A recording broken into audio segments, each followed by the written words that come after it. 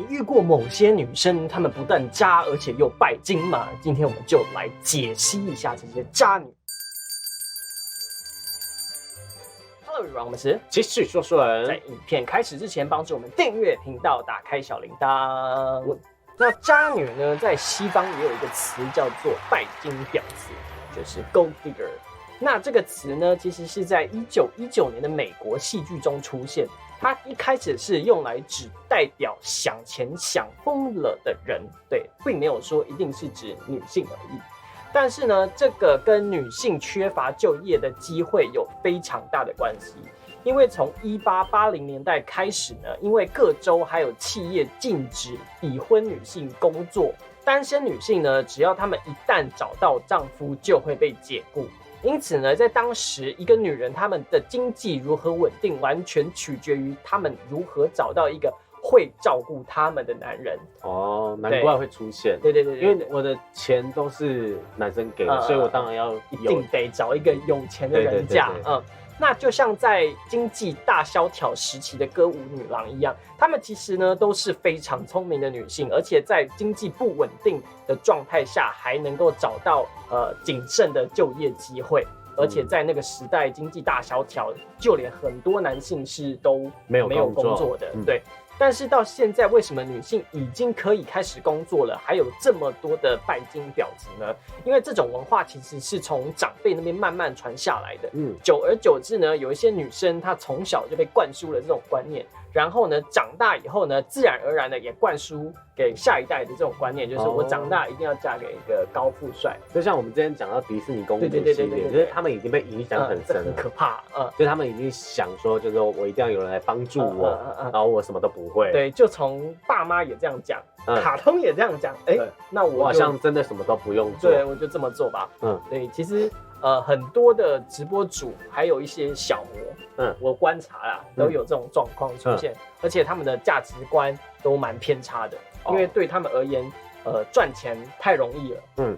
我也不用什么去上班，然后在那边听什么上司的话，我就是打开电脑开个台，2个3个小时过去。我这个月的生活费就有了，我还干嘛要去上什么班呢？对。但是他们也是因为有需求，所以他就供应这种需求。男生想看嘛，我就露给你看。找到了这个need的存在。对，那我就给你看啊，就是人家想买，我就给他买，就这样。那今天呢，我们就整理出了几个常见拜金婊子的几个特性给大家参考。这个几个特性呢，有可能是会出现在同一个人身上。所以呢，大家可以比对一下自己家里的那个，或者是说身边正在追求的某一个对象，是不是企业家、创业家？突然从一种那个渣女很贬义的名词，变成一个成功追求梦想的企业冒险家。对，他就是在供应商啊。对。那其中一点呢，你可能会注意到，他们对非常琐碎的事情常常会感到很生气，几乎呢就像是他们在找借口生气一样。有时候呢，他们会利用一些小理由来表现出自己愤怒还有脾气暴躁的情绪，直到那些工具人透过某种花钱买礼物的方式来博取他们的好心情。一个愿打一个愿挨啦。对，其实他本来就是没有要生气，他也没有就是因为讨厌这些事情而生气，他就是为了要你买东西给他而生气，就是这是一种招数对，手段对技能按下去你就会掏钱了。对，再来呢，他们有可能会试图通过随意的侮辱你来削弱这些追求者的自尊，他们会尽可能的羞辱你的外表，目的呢就是让你感到力不从心，就好像是你不够好，你配不上他，如果他不跟你讲话，是没有女生会理你的。就是先处罚你，然后再给你常吃，让羞辱你呢。你其实没有那么糟啦。然后那些可能比较纯情、没有经验的男生，他们就会很开心。对，哇，我被肯定了，在这么多种种的苦难下，我过了这一关对。接下来呢，他们有可能会设法融入你跟你的家人还有朋友之间的关系。我有听过一个案例呢，他和他朋友家人通电话的时候呢，这个女的呢都会试图插话。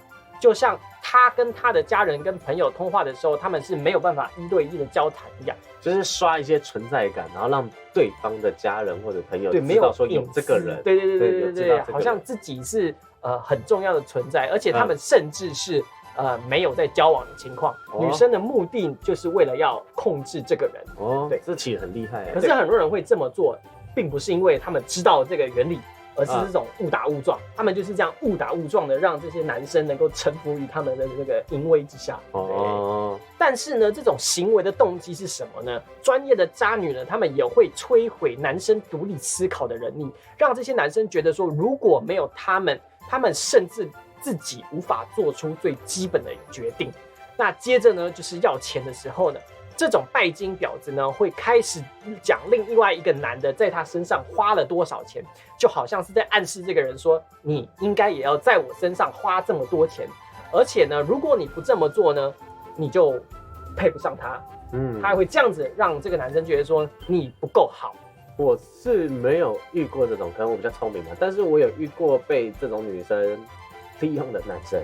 就他们就是我不知道，有一些男生他们就会有一种就是自尊吗？就是可能他讲前一个的话，他就想要比过那一个人。但有时候他们可能就是下意识的讲这句话而已。就那些女生可能下意识的讲这句话，之前他都会带我干嘛？之前都会怎样？但他真正要的意思，其实可能只是你要多关心他一点。对。但那些男生他们会听到这个就会受不了，那我要再我要赢过他，对，我要赢过前面这个男生。对，他们的那个自尊心比较强，就会想说他之前会送他什么包包，那我要送更好的。就是想要比过这个人。对，但他应该讲，我前男友买了一栋地堡给我。这不可能啊，这不可能啊！对啊，就是，我觉得可能女生在讲这件事情呢，她就像你刚刚说的，她没有想那么多，她没有想到说，她已经做了这件事情。对。但是男生就是会这样子走心。对。那这种人呢，他们会觉得自己的价值是从自己的追求者或是喜欢自己的人，他们在他身上花了多少钱而来断定的。有的时候呢，他们其实不是真的想要那个包包，或是真的想要那个手机，他们是想要别人为了我付出的那种成就感。对，他们只是在乎感受。对，他们在乎的是感觉上的问题。说不定你送的那些礼物，通通一回家就被他丢到。他根本没有那么在意到那么多，他就是在意说你有没有在意他。对。所以呢，各位观众，如果你跟某一个女生约会，每一次他都要你花钱，或是要你送礼物给他的时候，你可能就要小心了。对。那怎么办呢？我们该怎么断定这个女的是在利用你，她是渣女呢？今天就有3点可以给大家参考一下。第一点呢，就是被大家通称的绿茶婊型。对，绿茶婊呢，就是那种在人前装可怜，但是其实呢，只有女生能发现这个女生是不是绿茶婊。对。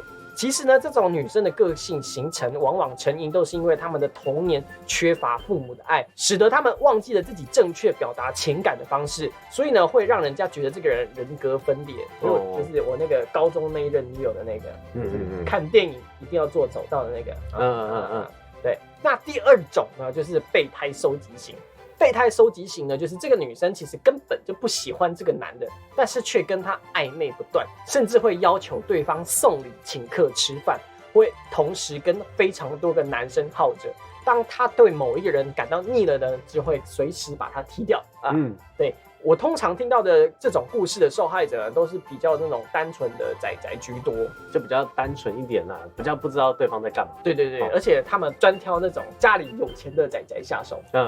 这种家里有钱的宅宅就是他也没什么花费，那当他要花钱的时候，哇，就通通花到我身上嘞。对，但这个人也很少嘞。对，所以这种就是那种 SS 级的猎物这样。对。那第3点呢，就是这种女权自助餐级。这个女权自助餐我们讲过很多集了，就是当有好处的时候呢，就是我是女人，女士优先；有苦差事的，就是我是裸女子。那女性约炮呢，就是变成性解放、性自主权。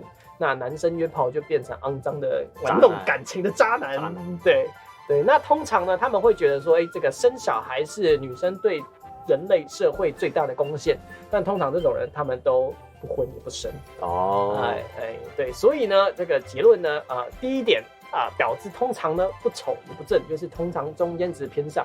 那如果是那种女神等级呢，通常他们的3观跟脑袋都很正常，也不需要渣。对。那第2点呢，就是他们会非常的希望异性关注他们，他们的身边没有办法没有异性。他们同时感到自恋又自卑，对感情只知道索取，从来不付出。